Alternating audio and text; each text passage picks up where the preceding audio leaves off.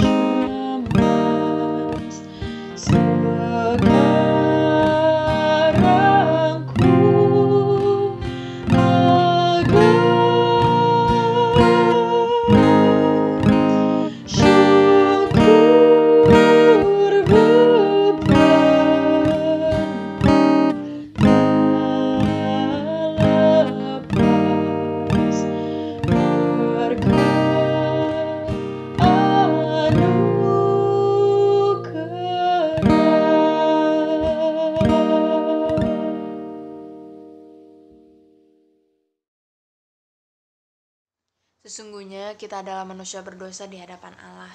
Mari kita bersatu dalam doa. Bapa yang penuh kasih dan sayang, hari ini kami datang ke hadirat-Mu yang kudus dengan segala kerendahan hati. Kami mau dengan sadar mengakui segala dosa dan kesalahan yang telah kami perbuat di hadapan-Mu. Kesadaran kami akan kehadiran-Mu menjadi semakin tumpul karena kami telah terbiasa dengan kasih yang Kau limpahkan. Di dalam kekosongan dan kesepian hidup kami justru jatuh dan berbuat jahat di hadapan-Mu. Kami melayani Engkau, namun tidak sepenuh hati. Kami justru kehilangan sukacita untuk melayani dan menerima berkat-Mu. Ajarlah kami untuk lebih mengenal-Mu dan mengucap syukur untuk setiap anugerah, dan terus boleh diperbarui dan membawa pembaruan ke dalam kehidupan kami. Hapuskanlah segala dosa dan pelanggaran kami. Ubahkanlah hidup kami menjadi baru yang hidup seturut dengan kehendak-Mu. Inilah doa yang kami panjatkan, yang kami alaskan dalam satu nama Tuhan kami, Yesus Kristus. Amin.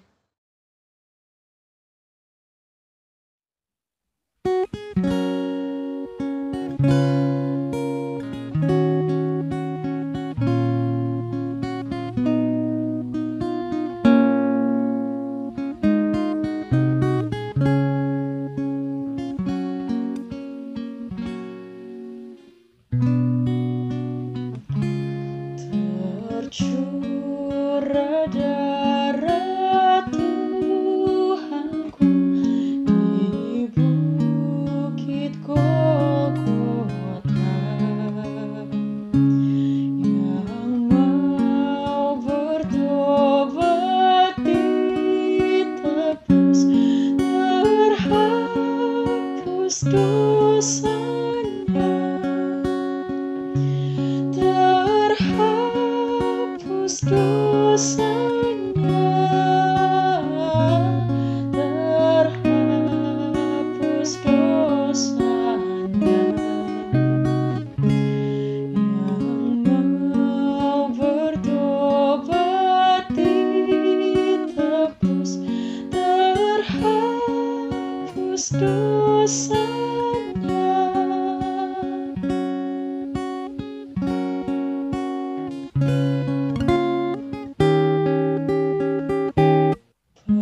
Penyamun yang di sisinya diberi anugerah, pun aku yang penuh celah dibasuh darahnya, dibasuh darahnya, dibasuh darahnya. Pun aku yang penuh celah dibasuh darahnya.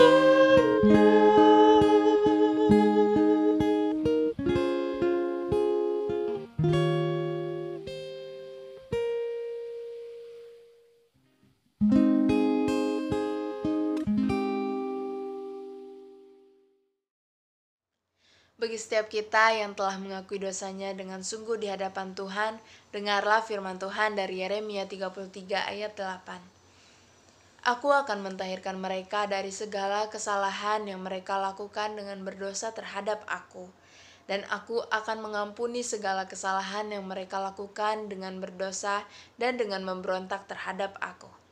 Demikian berita anugerah dari Tuhan. Mari adik-adik remaja yang dikasihi Tuhan, kita bersatu dalam doa sebelum kita membaca dan merenungkan firman Tuhan. Mari kita berdoa. Bapa kami di dalam surga, kami sungguh bersyukur Kami boleh dipertemukan Tuhan melalui ibadah online remaja GKI Perumahan Citra 1. Kami sama-sama bersyukur kami boleh memasuki Minggu Prapaskah yang kelima dalam penghayatan akan kesengsaraan Tuhan kami Yesus Kristus. Dalam ibadah ini kami kembali akan membaca dan merenungkan firman Tuhan. Kami menyadari Tuhan segala keterbatasan kami, segala kekurangan dan kelemahan kami. Tapi kami percaya Roh Kudus akan menolong dan membimbing setiap kami, baik hamba-Mu yang Tuhan pakai untuk menyampaikan firman Tuhan. Dalam segala keterbatasan, Tuhan sendiri yang memperlengkapi. Dan bagi setiap kami, umat remaja yang mendengarkan firman Tuhan, biarlah berita firman yang kami dengar di Minggu Prapaskah hari ini sungguh meneguhkan kami akan anugerah di dalam Tuhan kami Yesus Kristus. Bersabdalah Tuhan, kami semua siap untuk mendengarkannya. Di dalam nama Tuhan kami Yesus Kristus, Sang Firman yang hidup, kami telah berdoa. Amin. Pembacaan firman Tuhan, Injil Yohanes 12, ayat 20 sampai dengan 33. Di antara mereka yang berangkat untuk beribadah pada hari raya itu, terdapat beberapa orang Yunani. Orang-orang itu pergi kepada Filipus yang berasal dari Betsaida di Galilea, lalu berkata kepadanya, "Tuan, kami ingin bertemu dengan Yesus." Filipus pergi memberitahukannya kepada Andreas. Andreas dan Filipus menyampaikannya pula kepada Yesus. Tetapi Yesus menjawab mereka, katanya, "Telah tiba saatnya Anak Manusia dimuliakan. Aku berkata kepadamu, sesungguhnya jikalau biji gandum tidak jatuh ke dalam tanah dan mati, ia tetap satu biji saja. Tetapi jika ia mati, ia akan menghasilkan banyak buah. Barang siapa mencintai nyawanya, ia akan kehilangan nyawanya. Tetapi barang siapa tidak mencintai nyawanya di dunia ini, ia akan memeliharanya untuk hidup yang kekal. Barang siapa melayani aku, ia harus mengikut aku, dan di mana aku berada, di situ pun pelayanku akan berada. Barang siapa melayani aku, ia akan dihormati Bapa." Sekarang jiwaku terharu, dan apakah yang akan kukatakan? "Bapa, selamatkanlah aku dari saat ini." Tidak. Sebab untuk itulah aku datang ke dalam saat ini. "Bapa, muliakanlah namamu." Maka terdengarlah suara dari sorga, "Aku telah memuliakannya, dan aku akan memuliakannya lagi." Orang banyak yang berdiri di situ dan mendengarkannya berkata bahwa itu bunyi guntur. Ada pula yang berkata, "Seorang malaikat telah berbicara dengan dia." Jawab Yesus, "Suara itu telah terdengar bukan oleh karena aku, melainkan oleh karena kamu. Sekarang berlangsung penghakiman atas dunia ini, sekarang juga penguasa dunia ini akan dilemparkan keluar. Dan aku, apabila aku ditinggikan dari bumi, aku akan menarik semua orang datang kepadaku." Ini dikatakannya untuk menyatakan bagaimana caranya ia akan mati. Demikianlah firman Tuhan. Berbahagialah setiap mereka yang mendengarkan firman Allah dan memelihara dalam kehidupannya. Hosana. Halo, adik-adik remaja yang dikasih oleh Tuhan, apa kabar? Mudah-mudahan sehat selalu, tetap semangat dan penuh sukacita untuk menyambut hari yang Tuhan berikan kepada setiap kita. Kita sungguh bersyukur adik-adik, kita sudah masuk pada Minggu Prapaskah yang kelima pada hari ini. Tema ibadah kita pada hari ini adalah ajaib benar anugerah. Adik-adik, apa yang adik-adik pikirkan ketika mendengar atau membaca tema pada hari ini? Ya, ini adalah judul sebuah lagu dalam Kidung Jemaat nomor 40. Ajaib benar anugerah, atau dalam bahasa Inggris kita sering dengar dan nyanyikan Amazing Grace. Adik-adik, mengapa lagu ini berjudul Amazing Grace? Tentu pengarang lagu ini tidak sekedar menuliskan soal grace atau anugerah, tapi karena kisah di balik lagu ini juga menceritakan tentang anugerah. Adik-adik yang dikasihi oleh Tuhan, lagu Amazing Grace dikarang oleh seorang bernama John Newton. Siapa itu John Newton? Kalau melihat kisah hidupnya, kehidupan tokoh ini cukup menyedihkan adik-adik. Ketika usianya 7 tahun, ibunya meninggal dunia. Ayahnya kemudian menikah lagi, lalu ia pun masuk sekolah di kota lain. Tetapi pada usia yang ke-11 tahun, ia meninggalkan sekolah dan kemudian dia memutuskan menjadi seorang pelaut. Berkali-kali tokoh ini pindah kapal dan tinggal di pantai barat Afrika untuk mencari dan mengumpulkan budak-budak lalu menjualnya kepada pedagang. Lalu kemudian Newton menjadi jurumudi di kapal miliknya sendiri. Bagaimana gaya hidupnya? Jadi gaya hidupnya adalah dia mengumpulkan budak-budak, dia mengangkut mereka dan menjualnya dengan penuh kekejaman. Ini yang dilakukan oleh John Newton. Sampai adik-adik pada suatu kali di tahun 1748 ketika ia akan pulang ke Inggris dan Afrika, ternyata ia mengalami sebuah peristiwa yang mengubah dirinya. Ketika itu kapal yang dia tumpangi diserang oleh badai dan tampaknya seluruh kapal akan tenggelam beserta dengan penumpangnya. Tetapi yang sungguh mengherankan adik-adik, ternyata Newton dan juga yang lainnya selamat. Nah, sejak saat itulah ia mulai merenungkan keselamatan di dalam dirinya.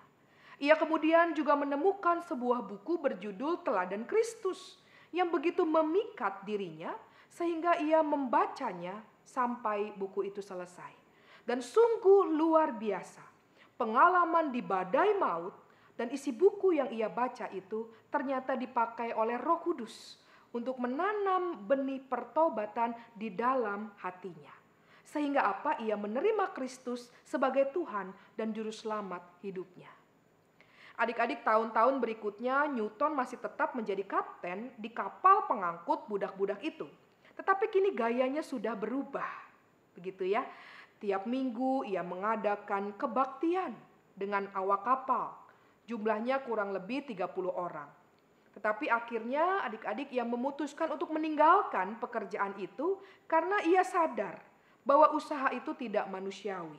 Ia ingin menjadi hamba Tuhan dan kemudian ia belajar supaya bisa menjadi hamba Tuhan. Dan di usianya yang ke-39 tahun, ia diangkat pada akhirnya menjadi seorang pendeta di Olney, satu kota dekat Cambridge di Inggris. Dalam kesaksiannya diungkapkan bagaimana Newton merasakan betapa ia penuh dengan dosa. Tetapi sungguh ajaib, ia mendapatkan kasih dan pengampunan dari Allah. Satu hal yang kemudian membuat Newton terpesona adalah isi Alkitab yang menguraikan dengan jelas bagaimana anugerah Allah itu nyata kepada manusia yang berdosa dan kemudian tampak melalui karya Tuhan Yesus Kristus. Seperti dirinya yang berdosa mendapat anugerah dari Allah, Allah memberi hidup dan keselamatan karena Allah memberinya anugerah. Nah, hari ini adik-adik yang dikasihi oleh Tuhan, kita akan merenungkan makna anugerah. Apa itu anugerah? Adik-adik bicara soal anugerah, maka akan ada dua kata yang muncul yang merangkainya. Kata yang pertama adalah kata pemberian. Sementara kata yang kedua adalah gratis atau cuma-cuma. Kalau di dalam kamus, anugerah itu artinya pemberian atau ganjaran dari pihak atas kepada pihak yang bawah. Adik-adik, seorang sepupu saya memiliki nama tengah Anugrah. Ketika saya coba telusuri dan bertanya kepada tante saya yang adalah ibunya, lalu kemudian tante saya ini bercerita bahwa kelahiran sepupu saya memang sungguh karena anugerah. Jadi tante saya ini sudah pernah mengandung 2 kali sebelum akhirnya melahirkan sepupu saya. Tetapi adik-adik keduanya gagal. Tante saya mengalami keguguran. Yang pertama ketika usia kandungannya 6 bulan, yang kedua ketika usia kandungannya 2 bulan. Nah, ternyata setelah ditelusuri, penyebab kegagalan itu adalah karena ada miom. Jadi miom itu sejenis tumor jinak yang ada di dalam rahim tante saya. Jadi kalau ada janin, adik-adik, miom itu akan tumbuh bersama si janin. Dan dia akan menghimpit perkembangan janin itu. Artinya apa? Artinya si janin akan adu kuat dengan miom ini. Dan memang satu-satunya menghindari miom ini ya dengan diangkat rahimnya. Tentu hal ini tidak mudah karena seorang wanita punya kerinduan untuk mengandung dan melahirkan seorang anak. Nah, karena itu puji Tuhan, ketika tante saya positif hamil untuk ketiga kalinya, ia pun langsung pantang berbagai banyak hal. Makan gak boleh sembarangan, tidak boleh naik tangga, tidak boleh sembarang jongkok begitu ya. Supaya apa? Supaya begitu ketatnya ia merawat bayi di dalam kandungannya itu. Semua pantangan dilakukan supaya menjaga janin itu agar bisa dalam tanda petik adu kuat dengan miom yang ada di dalamnya. Akhirnya ketika dokter menyatakan janin sudah cukup umur untuk dikeluarkan, waktu itu usia kandungannya mencapai 8,5 bulan, maka bayi dikeluarkan dan lahirlah sepupu saya. Inilah yang diimani dan diamini oleh tante saya sebagai sebuah anugerah. Karena itu nama tengah sepupu saya adalah anugerah. Pemberian yang gratis dari Allah sebagai pihak yang berkuasa kepada kedua orang tua, tante dan om saya ini sebagai pihak yang tidak berkuasa, bahkan mungkin tidak layak menerimanya. Jadi ini penggambaran soal anugerah. Nah, adik-adik yang dikasih Tuhan, teks Injil Yohanes yang kita baca juga bicara soal anugerah. Anugerah yang secara jelas dinyatakan kepada bukan saja orang-orang Yahudi, tetapi dalam teks ini dituliskan kepada orang Yunani. Kalau kita lihat di ayat 20, dituliskan bahwa ada antusiasme yang besar dari orang Yunani untuk berjumpa dengan Yesus. Dan dikisahkan mereka berjumpa pada perayaan menjelang Paskah Yahudi. Antusias mereka tentu bukan baru saat itu atau tiba-tiba muncul.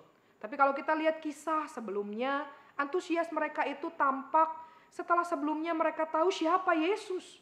Termasuk ketika Yesus masuk Yerusalem, dia dieluk-elukan dengan daun palem dan banyak orang menyongsong Yesus sebagai raja. Kita bisa lihat ayat sebelumnya di ayat 12 sampai dengan ayat 19. Nah, adik-adik, ini menjadi satu hal yang menarik. Mengapa? Karena datangnya mereka kepada Yesus adalah langkah awal orang-orang di luar Yahudi. Karena mereka adalah orang Yunani untuk menerima keselamatan di dalam iman kepada Yesus Kristus. Nah, ketika mereka datang kepada Yesus, apa jawab Yesus? Firman Tuhan menuliskan, Yesus menjawab, telah tiba saatnya anak manusia dimuliakan.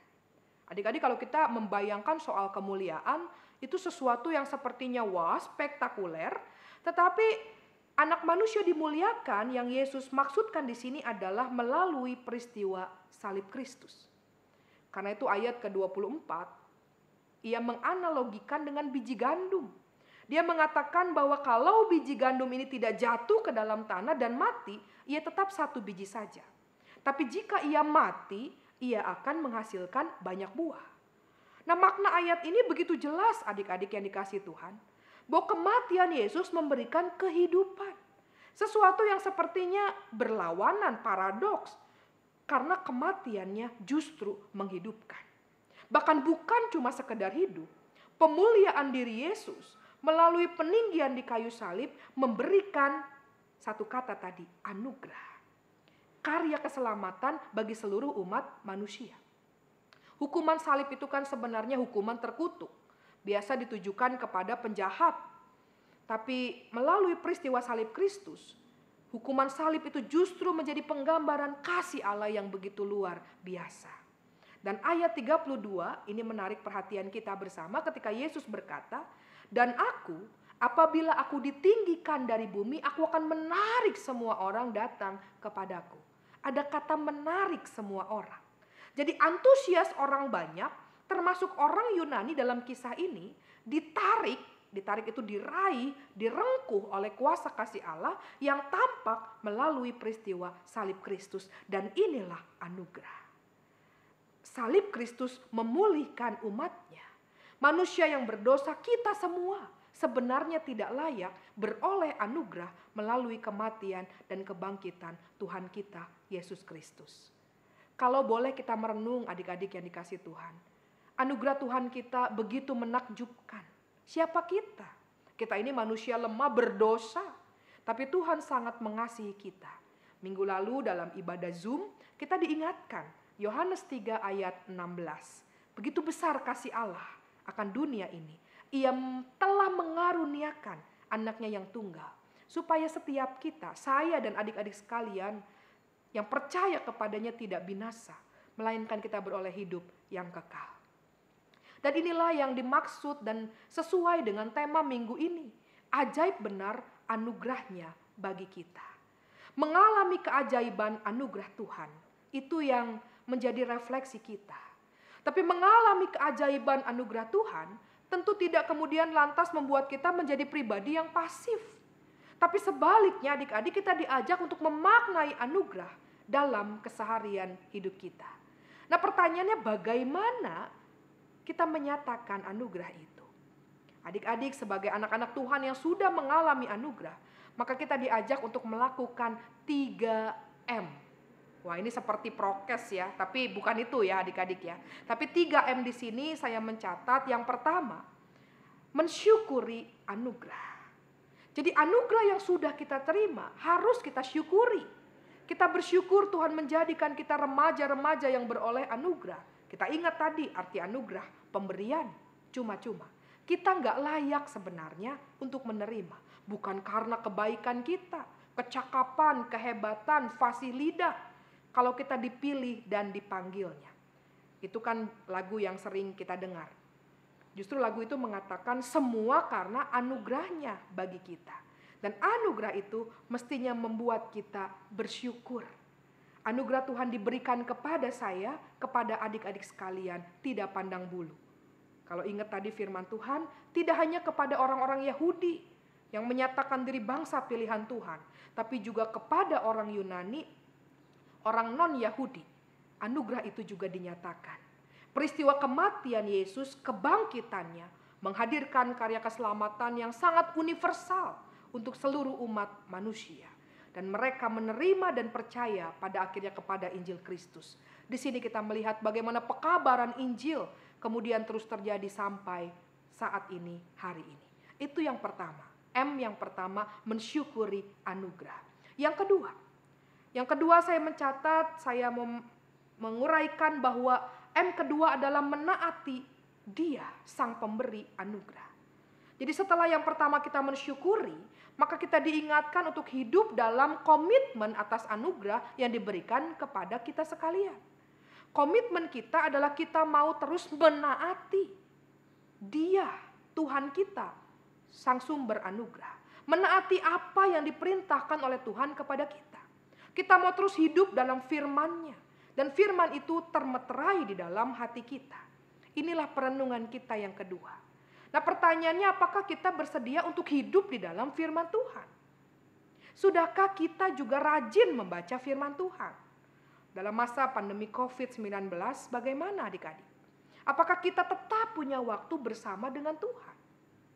Atau karena semua sepertinya online, sibuk, bahkan sehari-hari makin sibuk begitu ya, lelah, mata merah, telinga sudah mulai tidak enak karena online terus-menerus tiap hari, maka apa yang terjadi? Kita lupa membaca firman. Apakah kita juga lupa beribadah? Padahal ibadah adalah sebuah perjumpaan kita dengan Tuhan, juga dengan teman-teman kita, sahabat-sahabat kita. Sekarang dengan ibadah Zoom, kita bisa saling berinteraksi. Saya sangat senang kalau ikut atau pimpin ibadah Zoom, bisa chat begitu ya, bisa nanya kabar, bisa lihat wajah meskipun anak remaja nggak semua buka kamera nggak apa-apa. Tapi mengobati kekangenan, ada juga yang membuka kamera. Kita mau terus beribadah, bersekutu bersama. Kita juga bisa terus melayani dalam situasi pandemi dan semua yang dilakukan secara online. Pelayanan musik, menyambut teman-teman melalui virtual, update informasi, ajak teman-teman ibadah, bersekutu. Ini bentuk konkret kita melayani dalam situasi saat ini. Jadi ruang virtual pun menjadi komunitas bagi kita. Dan kita berdoa bersama, kita belajar firman, kita saling menguatkan, dan kita bisa terus mengarahkan diri kita kepada Dia. Jadi M yang kedua, mari kita menaati Dia, Sang Pemberi anugerah dan hidup seturut kehendaknya. Lalu M yang ketiga adalah kita membagikan anugerah. Jadi kita sudah mengalami anugerah, tak kemudian membuat kita diam saja. Merasa bahwa sudah sepantasnya saya dapat anugerah. Tidak begitu adik-adik. Mengalami anugerah justru membuat kita rindu untuk membagikan anugerah Tuhan itu kepada setiap orang yang kita jumpai. Kepada teman-teman sahabat kita. Apa yang kita bagikan? Kebaikan Tuhan. Kebaikan Tuhan dalam hidup kita sebagai remaja-remaja Tuhan. Tuhan itu begitu baik untuk saya dan keluarga. Maka kita bisa menguatkan sahabat-sahabat kita yang sedang mengalami pergumulan, yang sedang mengalami kesulitan, kesusahan dalam hidup mereka. Kita mengatakan dan menyatakan Tuhan itu hadir dalam kehidupan dan pergumulan setiap kita, dan kita mengalami secara langsung. Kita masih bisa belajar secara online, PJJ kita. Kita masih bisa menikmati makanan, menikmati hari yang Tuhan beri. Itu anugerah Tuhan bagi kita. Dan itu yang mau kita bagikan, kita saksikan kepada saudara-saudari di sekitar kita. Bukan malah sebaliknya adik-adik. Kita meratapi situasi pandemi, kita komplain, kita bertanya, mengeluh kapan ini berakhir. Bukan. Tapi kehadiran kita yang telah mengalami anugerah harusnya terus membawa dampak yang positif bagi lingkungan di sekitar kita. Ajaib benar anugerah. Inilah tema kita hari ini. Dari tema ini kita merefleksikan betapa anugerah Tuhan begitu ajaib bagi kita. Maka kita meresponnya dengan 3M. Ingat M yang pertama, mensyukuri anugerah. Yang kedua, menaati Dia yang telah memberi anugerah. Dan yang ketiga, membagikan anugerah itu kepada setiap orang yang kita jumpai. Selamat menghayati minggu-minggu Prapaskah. Kiranya anugerah Tuhan terus beserta kita semua. Tuhan memberkati. Amin.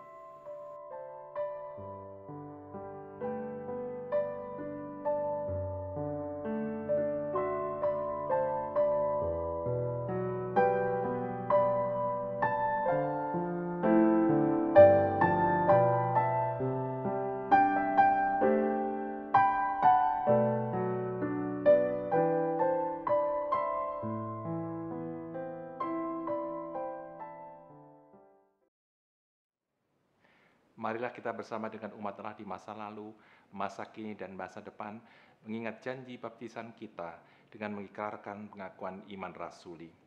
Aku percaya kepada Allah, Bapa yang Maha Kuasa, Khalik langit dan bumi, dan kepada Yesus Kristus, anaknya yang tunggal Tuhan kita, yang dikandung dari Roh Kudus, lahir dari anak darah Maria, yang menderita sengsara di bawah pemerintahan Pontius Pilatus, disalibkan, mati dan dikuburkan, turun dalam kerajaan maut. Pada hari yang ketiga, bangkit pula dari antara orang mati, naik ke sorga, duduk di sebelah kanan Allah, Bapa yang Maha Kuasa. Dan dari sana Ia akan datang untuk menghakimi orang yang hidup dan yang mati. Aku percaya pada Roh Kudus, gereja yang kudus dan am, persekutuan orang kudus, pengampunan dosa, kebangkitan orang mati, dan hidup yang kekal. Amin. Mari adik-adik kita menyatukan hati menaikkan doa syafaat. Mari kita berdoa. Tuhan Allah Bapa kami yang baik, kami sungguh bersyukur untuk perenungan firman yang boleh kami dengarkan bersama di Minggu Prapaskah yang kelima. Kami mensyukuri keajaiban anugerah Tuhan dalam hidup kami, dan kami mau terus memaknai anugerah itu dengan membagikan anugerah kepada setiap orang yang kami jumpai. Kami menyadari itu tidak mudah Tuhan, tapi kami percaya Roh Kudus akan memampukan kami untuk menjadi pelaku-pelaku firman dimanapun kami berada. Dalam syafaat ini kami berdoa bagi kehidupan bangsa dan negara kami Indonesia. Kami masih berhadapan dengan situasi pandemi COVID-19, namun kami bersyukur kami telah memasuki tahapan vaksinasi pada saat ini. Kiranya setiap proses yang dilakukan juga sungguh menjadi upaya dalam penanggulangan karena pandemi COVID-19. Tuhan juga memberkati Presiden, Wakil Presiden, segenap staf, dan semua yang terlibat dari pemerintah pusat sampai dengan daerah, agar dapat mengupayakan yang terbaik bagi kehidupan bangsa kami.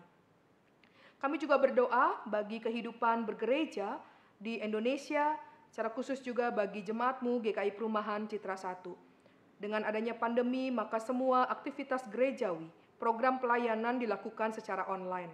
Biarlah kami boleh tetap mengucap syukur, kami tetap menyaksikan kebesaran kasih sayang Tuhan ketika Engkau terus membimbing gerejamu sampai saat ini. Tuhan berkati supaya kami tetap bertumbuh di dalam Tuhan. Seluruh aktivitas secara online dapat kami lakukan bersama, dan kami dapat berjumpa dengan Tuhan dan berjumpa dengan saudara yang kami kasihi dan mengasihi kami. Kami berdoa untuk Komisi Remaja dan juga setiap umat remaja, Dalam pergumulan kami masing-masing, kami percaya Tuhan mengasihi kami dan Tuhan menolong kami untuk bisa melanjutkan hari-hari yang Tuhan percayakan. Kami berdoa untuk teman-teman kami, sahabat-sahabat kami yang bergumul dalam keadaan sakit, lemah secara tubuh, kiranya Tuhan yang memulihkan setiap mereka. Bagi mereka yang masih terus menjalani proses pembelajaran jarak jauh, kiranya Tuhan yang menolong sehingga kami tetap memiliki semangat, kami bersuka cita, dan kami tetap melakukan tugas tanggung jawab yang Tuhan percayakan kepada kami. Kami juga berdoa untuk keluarga kami, untuk orang tua yang Tuhan hadirkan dalam setiap pekerjaan mereka, dalam setiap aktivitas mereka, kesehatan di tengah situasi pandemi yang terjadi. Biarlah anugerah dan berkat dari Tuhan juga terus menyertai mereka. Terima kasih juga kami boleh memasuki minggu-minggu Prapaskah dan kami tetap menghayati hingga kami tiba pada perayaan Paskah, dan biarlah Paskah tahun ini semakin meneguhkan kami bahwa kebangkitan Kristus memulihkan kehidupan. Terima kasih untuk anugerah Tuhan, kami akan memasuki satu pekan yang baru dalam segala kegiatan, aktivitas, pelayanan, studi, apapun yang kami kerjakan. Kami tidak tahu apa yang terjadi di hari esok, tapi kami tahu, kami yakin, kami percaya ada Tuhan Yesus yang berjalan bersama dengan kami. Inilah doa dan sembah kami Bapa yang jauh dari sempurna, yang kami alaskan di dalam nama Tuhan kami Yesus Kristus, Sang Pemberi anugerah itu dalam hidup kami telah berdoa. Amin. Hanya karena penebusan yang Kristus lakukan di kayu salib, kita layak menerima dan hidup dalam anugerah-Nya. Maka, marilah kita membawa persembahan syukur kepada Tuhan. Dengarkanlah firman Tuhan dari 1 Petrus 2 ayat 5. Dan biarlah kamu juga dipergunakan sebagai batu hidup untuk pembangunan suatu rumah rohani bagi suatu imamat yang kudus, yang mempersembahkan persembahan rohani yang karena Yesus Kristus berkenan kepada Allah. Persembahan dapat saudara simpan dalam amplop dan dimasukkan ke dalam kotak persembahan setiap hari Sabtu dari pukul 9 hingga pukul 12 siang di depan ruang tata usaha gereja dengan tetap menerapkan protokol kesehatan, atau dapat dilakukan dengan cara digital melalui barcode dan ditransfer ke rekening BCA nomor 19831522221 atas nama GKI Jabar Citra Garden 1. Mari kita bawa persembahan kita di dalam doa. Bapa yang Maha Baik, kami sungguh bersyukur dan berterima kasih. Engkau senantiasa menyertai kami di sepanjang hidup kami hingga saat ini. Saat ini ya Tuhan, di hari perhentian ini, kami mengucap syukur Tuhan. Tuhan telah menolong kami dan memampukan kami untuk memberikan persembahan syukur kami ini. Tuhan, biarlah persembahan syukur kami ini dapat menjadi berkat bagi sesama kami, dan biarlah nama Tuhan semakin dipermuliakan, dan ajarlah kami untuk selalu memberikan yang terbaik dari apa yang kami miliki, karena kami tahu Engkau sudah memberikan yang terbaik, yaitu Yesus Kristus, bagi penebusan dosa kami. Terima kasih Bapa di dalam surga, hanya di dalam nama Tuhan Yesus Kristus kami berdoa dan mengucap syukur. Amin.